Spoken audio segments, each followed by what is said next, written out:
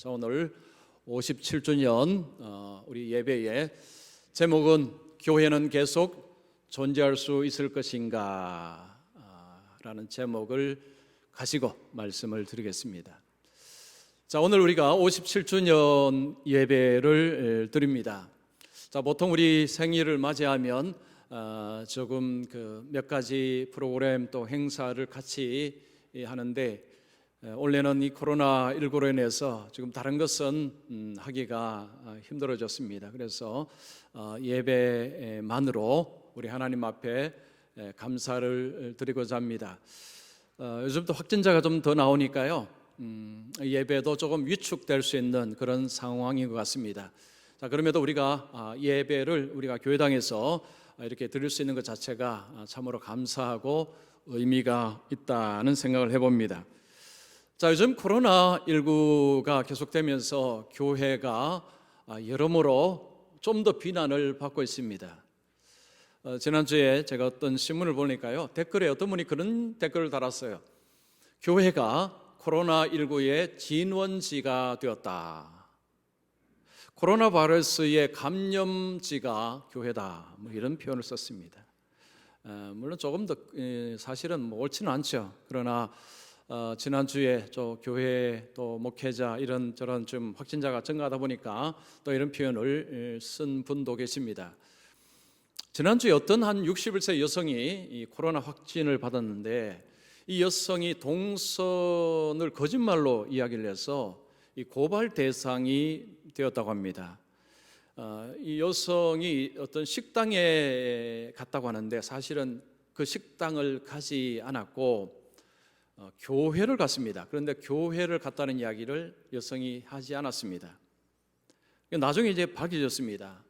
교회를 갔는데 가지 않은 것처럼 그걸 이제 누락을 시킨 거죠.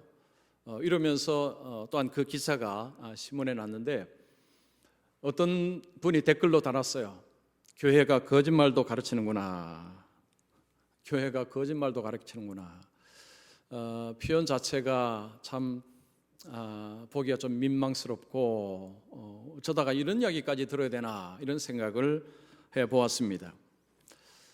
이 코로나19로 인해서 교회에 대한 부정적인 관점이 좀 더 이렇게 확장되고 있는 이런 느낌을 받습니다. 이렇다 보니까 교회에 대한 이런저런 이야기가 나오는데 이런 이야기까지 나옵니다. 어떤 학자가요, 이 학자는 조금 오래전에 이야기했는데 교회가 과연 존재할 수 있을 것인가? 교회가 앞으로도 시간이 지나도 교회는 존재할 수 있을 것인가? 교회는 존재하지 않을 것이다. 교회는 사라질 것이다. 왜냐하면 교회는 필요 없기 때문에 이런 이야기를 한 학자가 있었습니다.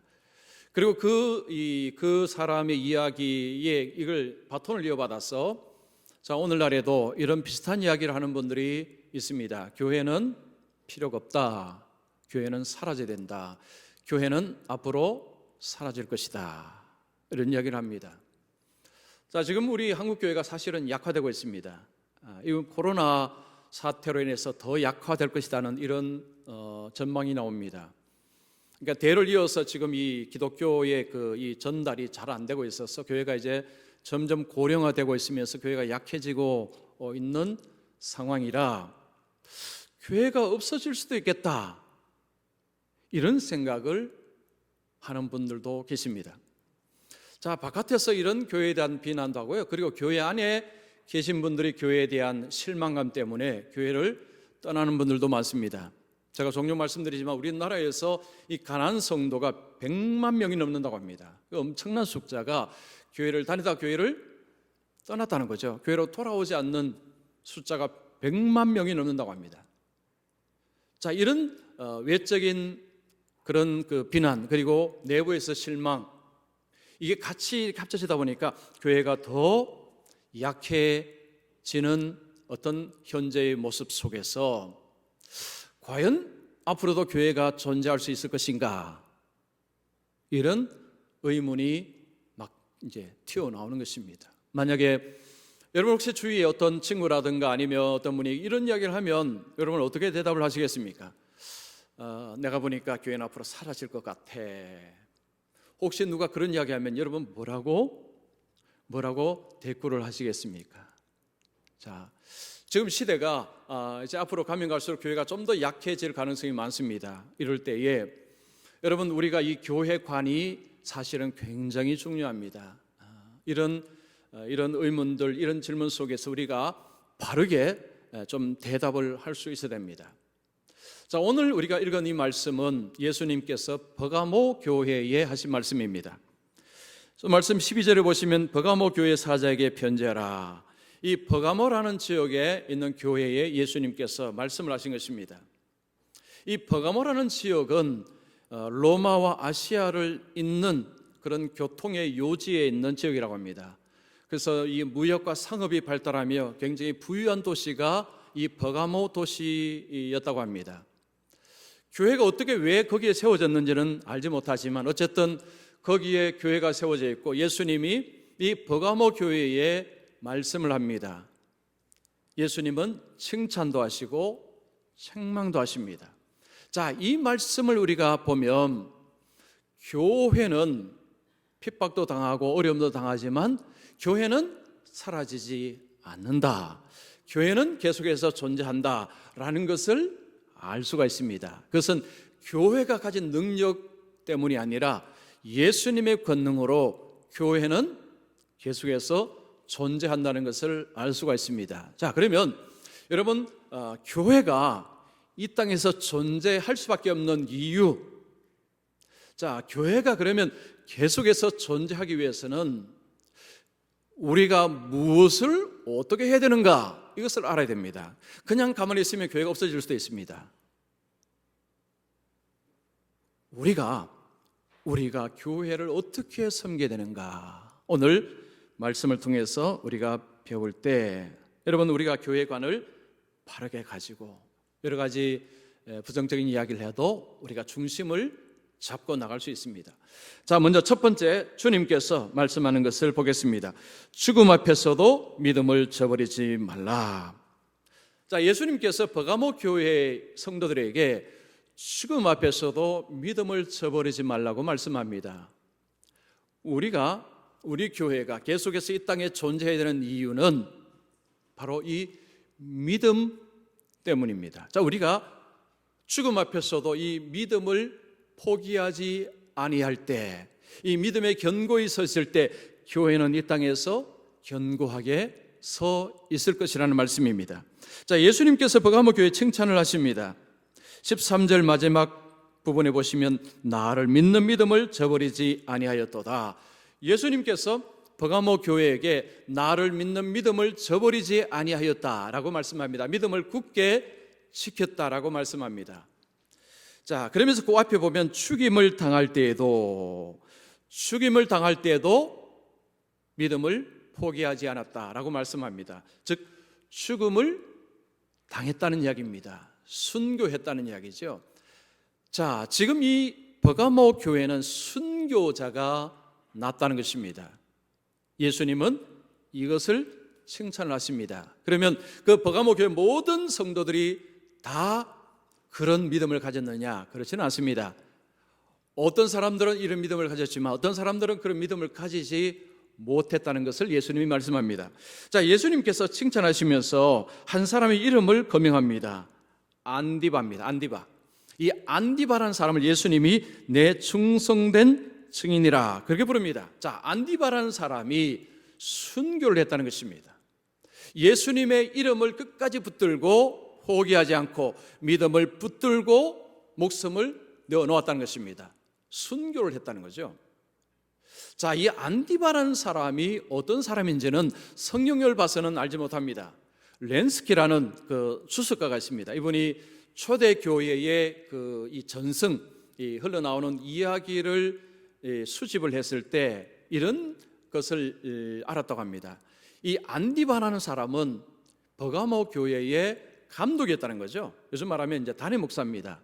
교회 감독으로서 황제 숭배를 거절을 하다가 체포가 되어서 순교를 했는데 어떻게 순교를 당했느냐 하면 이 노쇠로 만든 황소가 있었다고 합니다. 노쇠로 만든 황소를 벌겋게 데운 다음에 이 안디바를 그 위에 앉히기 위해서 몸이 타서 죽도록 태워서 사람을 죽였다는 것입니다. 자, 이 기록이 정확한지는 알 수는 없지만 분명한 한 가지는 있습니다. 이 안디바가 황제 숭배를 거절해서 순교를 당했다는 것은 확실해 보입니다. 지금 이 당시에 그 소아시아 지방, 지금 이 요한계시록 2장 3장에 나오는 그 7교회가 속한 것이 이제 소아시아 지방입니다. 그 지방에 황제 숭배가 있었습니다. 요한계시록을 요한이 쓸 때에 황제 숭배가 만년돼 있었습니다. 굉장히 노골적으로 행해지고 있었습니다.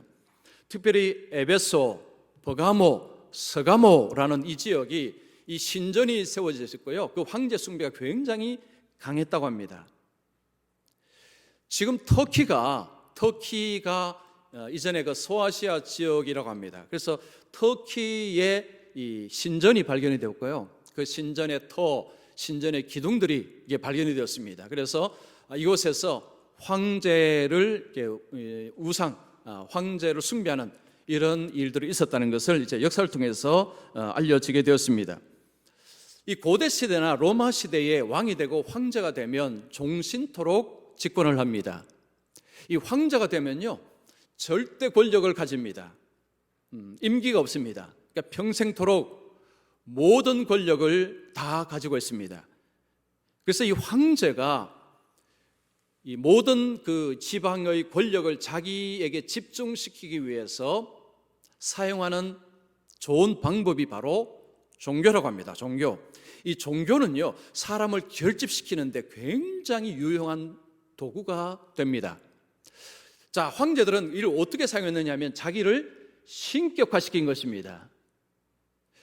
이 로마 황제들은 자기를 신의 아들로 사람들에게 이야기했습니다. 반신, 반인으로 자기를 이야기했습니다. 반은 신이고 반은 사람이다. 하늘에서 내려온 신이라고 이야기를 한 것입니다. 자기를 신격화시켰습니다. 사람들로 하여금 자기를 신으로 경배하도록 요구를 한 것입니다. 지금 이 당시의 왕이 도미티아누스 황제인데 이 황제가 굉장히 심했다고 합니다. 자기를 하나님 자리에 놓아서 사람들에게 경배받는 것에 아주 노골적인 황제가 도미티아누스 황제였다고 합니다. 자, 황제가 자기를 신격화하면서 숭배를 요구하면서 이 각 지역 도시마다 충성 경쟁이 벌어졌습니다. 각 도시에서는 총독들이 분할해서 다스리고 있습니다. 왕을 대리해서 이제 다스리는 자가 총독들입니다. 이 총독들이 황제에게 잘 보여야 됩니다. 충성을 해야 되는데 그 충성을 하는데 가장 좋은 방법이 뭐냐면 신전을 짓는 것입니다. 황제 숭배 신전을 짓는 것입니다. 황제 숭배 신전이 있는 도시는 품격이 올라갔다고 합니다. 그리고 총독들이 자기들의 정치적인 입지가 높아진 것입니다. 총독 입장에서는 신전 하나쯤은 지어야 도시의 위상도 올라가고 그리고 도시와 황제 간의 관계가 아주 밀접해졌습니다. 그러니까 이 신전들을 지었는데 여러분 그 신전 그림을 보면요 굉장히 규모가 큽니다. 그 신전을 하나 짓는데 어마어마한 인력이 동원되고 굉장히 오랜 시간이 걸립니다. 요즘이야 여러분 높은 빌딩도요 장비가 좋아서 퍼득퍼득 짓지만 빨리 짓지만 이 당시는 그런 건물 지으려면 엄청난 시간이 걸립니다. 이 총독 입장에서는 일꾼이 많이 필요하기 때문에 일자리를 많이 공급해 줄 수 있는 이점이 있었습니다. 요즘도 여러분 나라의 대통령은요 일자리를 어쨌든 많이 마련해 줘야 됩니다. 이 총독들은 신전 하나 지으면은 엄청난 일자리가 생기기 때문에 그 자기가 다스리는 그 사람들에게 일자리를 많이 제공을 해 줄 수가 있습니다. 그러니까 자기도 올라가는 거죠. 그리고 그 신전을 지으면 그 안에서 축제가 일어나고 그 안에서 여러 가지 활동을 합니다. 그때 사람들에게 그 황제의 형상이 있는 그 신상 앞에 포도주를 바치고 향을 바치도록 강요를 했습니다. 즉 황제에게 충성하는 증거가 뭐냐면 그 신전에 들어와서 포도주 바치고 향을 바치는 것입니다. 자, 황제가 이렇게 자기를 신격화하면서 행정명령을 발동할 때 뭐라고 자기를 지칭하느냐 하면 하나님으로 지칭을 합니다. 이렇게 표현을 했다고 합니다. 우리 주와 하나님 도미티아누스가 명령하기를. 요즘 같으면 이제 교회에 공문이 오면 그 첫 번째에 우리 주와 하나님 도미티아누스가 말하기를, 명령하기를, 이런 식으로 먼저 딱 나오고 행정명령이 나온다고 합니다. 하나님으로 지칭을 하도록 그렇게 하는 것입니다. 자, 이때에 대부분의 사람들은 거기에 순응을 했습니다. 신전에서 황제 숭배를 했습니다. 그런데 유독 그 숭배를 거절한 사람들이 있었습니다. 그리스도인들입니다. 여러분, 예수 믿는 사람들은 왜 거절했을까요? 황제는 우리의 주가 아니다 라고 말했기 때문입니다. 나의 주는 오직 예수 그리스도 한 분밖에 없다, 그렇게 주장을 했기 때문에 많은 사람들이 핍박을 받고 심지어는 십자가에 죽임을 당하고 짐승에게 찢겨서 죽임을 당하는 엄청난 고통을 당했습니다. 자, 그러면 왜 그때 그리스도인들은 그 죽음을 불사하고 예수님을 주라고 고백을 했을까요? 예수님이 이런 약속을 하셨기 때문입니다. 여러분, 마태복음 10장 22절 보십시오. 너희가 내 이름으로 말미암아 모든 사람에게 미움을 받을 것이나 끝까지 견디는 자는 구원을 얻으리라. 예수님이 제자들에게 말씀합니다. 세상에서 너희들은 나로 인해서 미움을 받을 것이다, 핍박을 받을 것이다, 박해를 받을 것이다, 죽임도 당할 것이다. 그러나 끝까지 믿음을 지키는 자는 구원해 주신다라고 약속을 했습니다. 자, 그리스도인들은 이 주님의 약속을 믿는 자들입니다. 우리 기독교는 다른 종교하고 많이 다르지만 결정적으로 다른 것은 구원관입니다. 여러분, 다른 종교도 구원을 이야기합니다. 죽은 뒤에 어떤 내세를 이야기하지만 불명확합니다. 그리고 언제 누가 이야기하는지도 모릅니다. 왜냐하면 여러 다양한 사람들이 이런저런 말했기 때문에 출처도 불명하고요. 나중에 그 출처 거꾸로 가면 처음에는 그런 이야기 안 했습니다. 나중에 와서 이야기한 경우가 많습니다. 그러나 우리 기독교는 예수님이 말씀하셨습니다.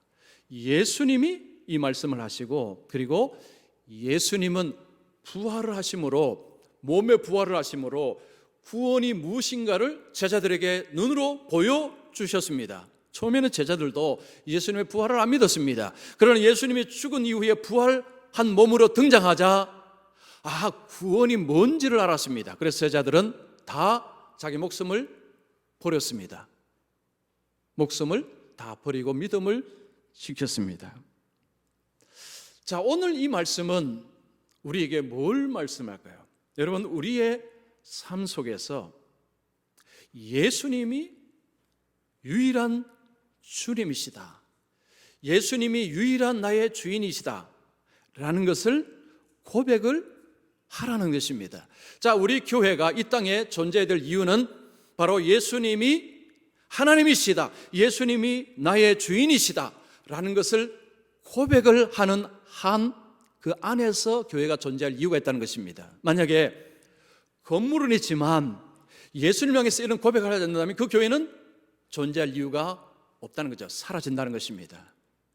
자, 지금 이 말씀은 우리에게 우리의 가정과 여러분 직장과 일터에서 어디에서든지 나의 주님은 예수님이십니다 라는 것을 공개적으로 드러내라는 것입니다. 여러분, 예수 믿는 분들이 공개적인 장소에 식사할 때 기도 안 하는 경우가 있다고 합니다. 혹시 여러분 그렇게 하십니까? 그렇게 하지 마십시오. 기도하십시오. 당당하게 하십시오. 드러내십시오. 나의 주님은 예수님이십니다. 나의 주님은 예수님이십니다. 직장이 나의 주가 아닙니다.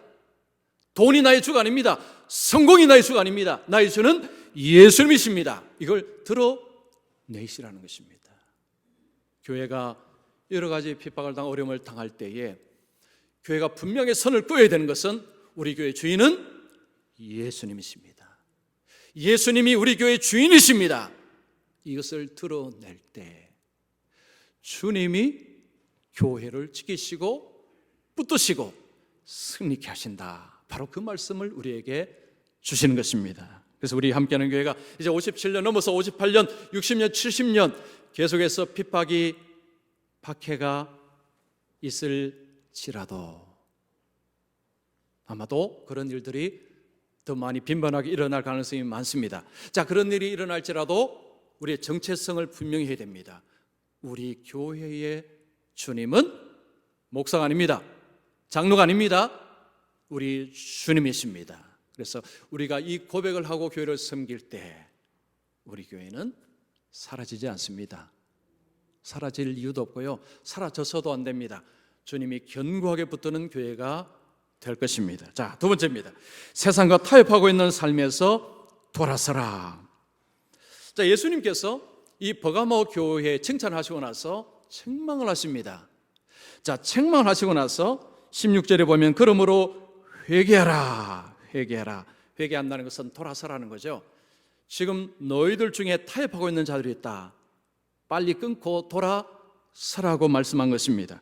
자, 그러면 그들에게 책망하신 내용이 뭐냐? 여러분 14절 15절 한번 보시기 바랍니다. 자, 그러나 내게 두어 가지 책망할 것이 있나니 거기 내게 발람의 교훈을 지키는 자들이 있도다. 발람이 발락을 가르쳐 이스라엘 자손 앞에 걸림돌을 놓아 우상의 제물을 먹게 하였고 또 행음하게 하였느니라. 이와 같이 내게도 니골라당의 교훈을 지키는 자들이 있도다. 예수님께서 두 가지를 이야기합니다. 발람의 교훈을 지키는 자들이 너희 속에 있다. 니골라당의 교훈을 지키는 자들이 너희 속에 있다는 것입니다. 버가모 교회 안에는 믿음을 순수하게 지키는 자들도 있고 예수님이 책망하는 발람의 교훈을 따르는 사람들, 니골라당의 교훈을 따르는 사람들도 있다는 것입니다. 두 부류가 있다는 거죠. 자, 예수님께서 그 타협하는 자들 향해서 회개하라고 책망을 하는 것입니다. 자, 그럼 이 발람의 교훈이라는 것이 뭐냐? 이걸 우리가 알 필요가 있습니다. 자, 민수기 31장 16절 한번 보십시오. 보라, 이들이 발람의 뒤를 꾀를 따라 이스라엘 자손을 부올의 사건에서 여호와 앞에 범죄하게 하여 여호와의 회중 가운데에 연병이 일어나게 하였느니라. 자, 민수기를 보면 발람의 이야기가 나옵니다. 이 발람이라는 사람은 그 당시에 어떤 예언가 뭐 선지자로 이렇게 지칭되는 인물입니다. 이스라엘 백성들이 출애굽을 해서 광야를 지나다가 모압 평지에 잠시 거기에 머물렀습니다. 그러자 모압 왕이 이스라엘 백성들로 따면서 이노에서 두려움에 휩싸였습니다. 왜냐하면 이 모압 왕은 이스라엘이 어떻게 왔다는 것을 그는 들어서 알고 있습니다. 그 이스라엘 배경에 무시무시한 신이 있다는 것도 알고 이스라엘이 그냥 눈에 보이는 이스라엘이 아니고 뭔가가 무시무시하게 있다는 것을 모압은 왕은 알기 때문에 이 이스라엘이 자기 땅에 왔다는 것이 너무 두려웠습니다. 그래서 발람을 초대해서 이스라엘을 저주를 좀 해달라 부탁을 했습니다. 그냥 부탁한 것이 아니고 많은 것을 주겠다고 약속을 하고 저주를 부탁을 했는데 발람이 저주를 할 수가 없었습니다. 저주에 실패를 하고 발람이 뭘 꾀를 썼느냐 하니 이스라엘이 시딤에 있을 때에 거기에 신전이 있었습니다. 그 신전에 이스라엘 남자들을 부르게 해서 거기서 행음을 하고 거기서 우상에게 절하도록 하는 꾀를 냈는데 이스라엘 백성들이 그 꾀에 넘어가 버렸다는 거죠. 그래서 그 신전에서 성관계를 하고 그리고 그 신전을 해서 경배하는 일이 벌어진 것입니다. 그로 인해서 하나님이 진노하시고 24,000명이 목숨을 잃었습니다. 자, 그 사건을 이야기하는 것입니다. 니골라당의 교훈도 같은 맥락입니다. 하나님의 백성들이 세상의 말에 따라서 요구에 따라서 협박에 따라서 거기에 따라가서 행음을 하고 우상 제물을 먹은 것을 이야기하는 것입니다. 자, 이것은 버가모 교인들에게 뭘 이야기하는 것일까요? 그들이 황제 숭배 신전에 들어가서 거기서 숭배하고 행음을 했다는 이야기입니다. 그들은 주일날은 교회를 왔다는 거죠. 그런데 교회 문을 나가면 황제의 신전에 가서 거기서 엎드리고 절하는 자들이었다는 것입니다. 예수님은 그 이야기를 이야기하는 것입니다. 타협을 했다는 거죠. 그들이 교회 바깥에 나간 것이 아닙니다. 교회 속에 있으면서 그들은 세상의 요구를 따랐습니다. 총독의 요구를 따라서 그렇게 하는 것입니다. 신앙이 순수하지 않습니다. 신앙이 혼합이 되었습니다. 이런 신앙을 혼합주의라 부릅니다. 이게 불순물이 섞여버렸습니다. 자, 예수님은 이런 자를 향해서 회개하라, 회개하라 라고 촉구를 하셨습니다. 자, 회개하지 않으면 어떻게 된다고 하셨습니까? 내가 네게 속히 가서 내 입의 검으로 그들과 싸우리라. 자, 예수님께서 이 타협을 하고 있는 자들 향해서 너희들이 회개하지 아니하면, 즉 돌아서지 아니하면 내가 너희들 심판하겠다. 여기서 입의 검이라는 표현을 쓰셨습니다. 발람이 그렇게 하고 나서 무사했을까요? 무사할 리가 없죠. 모세가 사람을 통해서 이 발람을 칼로 쳐서 죽이게 했습니다. 칼에 맞아 발람이 죽었습니다. 바로 이 광경을 염두에 두고 이것을 봐야 된다는 거죠. 예수님 말씀합니다. 주일날 교회 왔다가 평일날 그 신전에 가서 그렇게 하는 너희들 빨리 돌아서지 아니하면 심판하겠다. 발람을 기억하라. 이런 경고의 말씀을 하신 것입니다. 자, 회개는요, 여러분, 회개는 자복이 아닙니다. 자복은 말로 잘못했습니다라고 인정하는 것입니다. 하나님, 내가 이거 잘못했습니다. 이게 자복하는 것입니다. 성경에 보면 자복하다는 표현이 있습니다. 근데 자복하고 회개는 다릅니다. 자복은 말로 합니다. 그러나 회개는 행동으로 합니다. 시작은 자복입니다. 하나님, 내가 이거 잘못했습니다 하고 동쪽으로 가던 길을 방향을 틀어서 서쪽으로 바꾸어서 가는 것이 회개라는 것입니다. 자, 예수님께서 회개하라라는 것은 그냥 하나님 내가 잘못했습니다 하고 다시 가서 하는 이게 아닙니다. 다시는 신전에 가서 엎드리지 말아라, 돌아서라. 예수님이 그 말씀을 하신 것입니다. 자, 그렇게 할 때에 주님이 약속을 합니다. 17절에 귀 있는 자는 성령이 교회들이 하시는 말씀을 들을지어다. 이기는 그에게는 내가 감추었던 만나를 주고 또 흰 돌을 줄 터인데 그 돌 위에 새 이름을 기록한 것이 있나니 받는 자 밖에는 그 이름을 알 사람이 없느니라.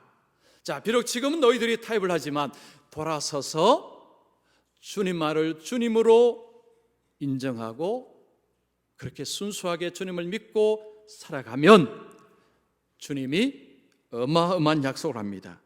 자, 이기는 그라는 표현을 썼습니다. 자, 이긴다는 것이 바로 주님의 이름으로 끝까지 믿음을 지키는 것이 바로 이기는 것이죠. 자, 이기는 자에게 감추었던 만나를 주고요. 또 하나는 흰 돌을 줍니다. 흰 돌 위에 이름이 기록되어 있습니다. 새 이름이 기록되어 있습니다. 이 두 가지를 준다라고 약속합니다. 여러분, 만나가 무엇입니까? 만나는 이스라엘 백성들이 광야를 지나갈 때에 하나님께서 그들에게 40년 동안 내려주신 양식입니다. 그들이 만나를 먹고 40년을 버텼습니다. 40년을 살 수가 있었습니다. 예수님께서 지금 이 만나를 통해서 너희들이 발람의 교훈을 받고 있고 니골라당의 교훈을 따르고 있는데 그거 썩은 양식이다. 그건 너희들을 죽이는 것이다. 그거 따르면 안 된다는 그 이야기입니다. 너희들에게 진짜 필요한 것은 만나라는 거죠. 자, 그러면 여러분, 그 만나가 무엇일까요? 예수님께서 요한복음 6장 35절에 자, 이런 말씀합니다. 예수께서 이르시되 나는 생명의 떡이니 내게 오는 자는 결코 줄이지 아니할 터이요 나를 믿는 자는 영원히 목마르지 아니하리라. 예수님께서 오병이어를 행하시고 제자들에게 이 말씀하셨습니다. 나는 생명의 떡이다. 나는 하늘에서 내려온 만나라는 이야기입니다. 예수님이 자신을 만나라고 하셨습니다. 예수님이 우리에게 만나를 주신다고 할 때 뭘 준다는 것입니까? 예수님 자신을 우리에게 주신다는 것입니다. 그리고 또한 흰 돌이 있습니다. 고대 시대에 이 돌이, 이 흰돌 같은 이 돌이요, 여러 가지 기능이 있었는데 그 중에 하나가 초대장의 역할을 했다고 합니다. 요즘이야 여러분 초대장이 아주 멋지게 만들어서 초대장 받으면 아주 기분이 참 좋습니다. 이 고대에는요 아주 어떤 이 돌을 초대장으로 줬다고 합니다. 그리고 돌에다가 이름을 새긴 것입니다. 그러면 그 초대에 올 때는 그 돌을 가지고 옵니다. 그 돌이 이제 증병 자료가 되는 거죠. 그 돌을 가지고 잔치에 참여를 했다고 합니다. 그래서 이 해석하는 분들이 이런 해석을 합니다. 자, 지금 이 흰 돌을 준다는 것은 하늘의 천상의 잔치에, 메시아 잔치에 초대를 한다는 약속이다. 그리고 그 돌의 새 이름은 뭐냐? 주님이라는 거죠. 예수 그리스도의 이름이 적힌 돌을 가지게 될 것이다. 그래서 천상의 잔치에 초대받게 될 것이다. 요한계시록에서 천국은요 잔치로 설명을 많이 합니다. 이 잔치에 참여하게 된 특권을 가지게 될 것이다. 누가요? 이기는 자는. 예수님께서 지금 버가모 교회의 사람들에게 뭘 이야기하고 싶은 걸까요? 무슨 이야기를 하고 싶은 걸까요? 천상에서 주님과 함께 누리는 그 잔치의 광경을 그들에게 보여주고 싶으신 것입니다. 지금 삶이 좀 힘듭니다. 박해를 당합니다. 핍박을 당합니다.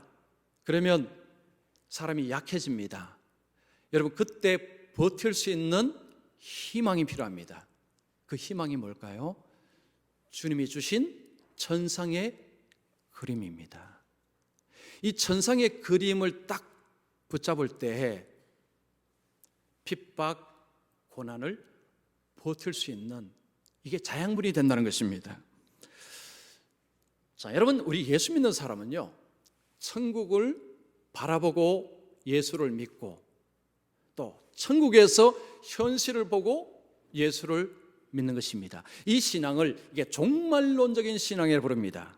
뭐 이런 표현을 이게 많이 씁니다. 종말론적인 신앙. 이 종말론적인 신앙은 뭐냐면 앞으로 장차 주님이 오셔서 악한 자를 심판하시고 그리고 주님을 끝까지 신뢰하는 자를 구원해 주신다. 이게 바로 종말론적인 신앙입니다. 여러분 우리가 이 종말론적인 신앙을 가져야 오늘 현재의 어려움을 버틸 수 있습니다. 극복해 나갈 수 있습니다. 자, 이 일제 시대에 우리 믿음의 많은 선조들이 일본 천황 숭배를 거절했다가 감옥에 갇히고 심지어는 목숨까지 잃었습니다. 자, 손영환 목사님이 이제 이 거절하다가 감옥에 들어갔고 나중에는 감옥에 돌아가셨죠. 자, 손영환 목사님이 이제 그 형기를 다 마쳤는데 석방을 시키질 않았습니다. 일본 판사가 보호 감호 처분을 내렸습니다. 이 보호 감호 처분이 뭐냐면 이 사람은 밖에 나가면 악영향을 끼치기 때문에 감옥에 그대로 가둬둬야 된다. 이게 바로 보호 감호 처분이었습니다. 그러니까 형기가 끝났는데 석방이 안 되는 것입니다.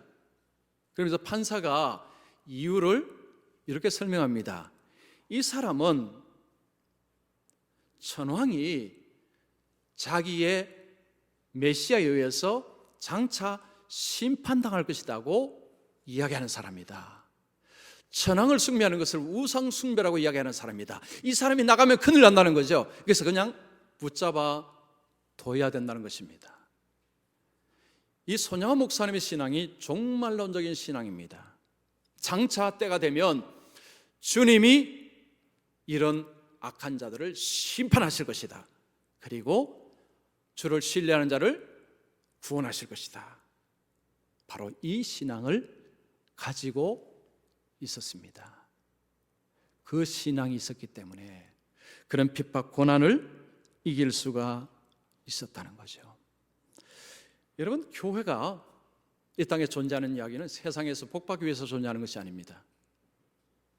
우리가 교회를 통해서 성공하기 위해서 교회를 오는 것도 아닙니다. 여러분, 우리가 가질 신앙은 이 종말론적인 신앙이 됩니다. 때가 되면 주님께서 재림하시고 모든 악에 대해서 심판하실 것이고, 그리고 주를 의지하는 자를 주님은 후원하실 것이다. 즉 하나님 나라의 잔치로 주님께서 초대하실 것이다. 지금 당장의 그림이 아닙니다. 장차 있을 그 그림을 믿고 오늘 살아가는 것이 교회고, 살아가는 존재가 성도들입니다. 주님께서 이기는 그라는 표현을 하실 때 이 표현은요, 결국 교회가 이긴다라는 것이 이 속에 들어가 있습니다. 자, 요한계시록은요, 핍박, 박해라는 무시무시한 이야기입니다. 짐승 이야기 나오고요, 뭐 666 나오고 하니까 어이구, 요한계시록 폐기만 갑자기 그냥 두려움이 막 들 수 있는. 그런데 이 요한계시록이 뭘 이야기하고자 하느냐면요, 뒤편에 21장에 가면 거룩한 새 예루살렘 이야기가 등장합니다. 자, 여러분 계시록 21장 2절 한번 보십시오. 내가 보매 거룩한 성 새 예루살렘이 하나님께로부터 하늘에서 내려오니 그 준비한 것이 신부가 남편을 위하여 단장한 것 같더라. 새 예루살렘이 등장을 합니다. 이 요한계시록 4장부터 한 20장까지는요, 핍박, 고난 이런 이야기가 계속 나오다가 21장에 가면 반전이 일어납니다. 새 예루살렘이 하늘로부터 내려온다고 얘기합니다. 근데 그 모습이 신부가 남편을 위하여 단장한 것 같더라. 요한계시록에서 신부는 교회를 지칭합니다. 성령이 요한을 높은 산에 올라가서 이런 말씀을 했습니다. 어린 양의 신부를 내게 보이리라 하고 보여주신 장면이 예루살렘 성입니다. 그래서 이 예루살렘 성은 교회를 이야기하는 것입니다. 교회. 자, 그러면 앞에서 지금 교회가 막 핍박을 받습니다. 계속의 핍박을 받습니다. 모진 핍박을 받습니다. 그러다가 때가 되면 어떻게 되냐면 교회가 영광스럽게 등장하게 된다는 것입니다. 하나님의 교회를 영광스럽게 세우는 날이 온다는 것입니다. 그 그림은 승리의 그림입니다. 교회가 사라져서, 교회가 없어져서 그러면 그런 그림이 나올 수가 없습니다. 자, 주님께서 핍박받고 고난당하는 교회들에게 지금 핍박당하지만 참아라, 믿음을 지켜라, 타협하지 말아라. 그러면 때가 되면 교회가 영광스럽게 서는 것을 보게 될 것이다. 그 약속을 하는 것입니다. 그래서요, 이 요한계시록은 무시무시한 책인 것 같지만 사실은 엄청난 위로를 주는 책입니다. 지금 좀 어렵지, 지금 좀 힘들지, 조금만 버텨라, 조금만 참아라, 주님을 믿는 믿음에서 내려오지 말아라. 그러면 곧 승리의 순간이 다가온다. 그 그림이 21장 성 예루살렘이 내려오는 그림입니다. 자, 여러분, 우리에게 이 그림이 필요합니다. 승리의 교회, 승리하는 교회, 영광스럽게 세워지는 교회. 그런데 그 앞에서는 핍박, 박해, 고난, 심지어는 죽음, 이런 것들이 오지만 이게 끝이 아니라는 거죠. 이 뒤에 엄청난 영광스러운 것이 기다리고 있다는 것입니다. 이것을 믿을 때 이 땅의 교회는 사라지지 않습니다. 교회는 존재 가치가 분명합니다. 이 땅에 왜 있어야 되는지 분명한 이유가 있는 것입니다. 여러분, 우리 함께하는 교회가 숫자가 얼마 되든 정말 중요한 것은 바로 이것입니다. 우리 교회를 주님을 드러내는 교회로, 예수님의 영광을 드러내는 교회로, 교회의 머리가 예수님이심을 드러내는 교회로, 세상이 이런저런 비난과 핍박을 할지라도 그렇게 교회를 세워나갈 때에 주님이 우리 교회를 통해서 일하시고 결국은 승리의 순간을 주신다는 거죠. 그래서 자, 오늘 말씀을 우리 가슴 속에 새기실 때 교회는 사라지지 않습니다. 교회는 사라질 수가 없습니다. 왜냐하면 주권자 주님께서 붙드시고 주님께서 승리케 하시기 때문에. 그래서 여러분, 눈에 보이는 교회만 보시면 실망할 수 있습니다. 눈의 교회는 교회만 보시지 마시고 주님이 말씀하시는 그 성 예루살렘을 보시고 오늘 교회를 섬기셔서 때가 되어서 주님이 주시는 영광스러운 그 하나님 나라에서 주님과 함께 영원토록 기쁨을 누리고 승리의 영광을 맛보시는 우리 모두가 되기를 축원합니다.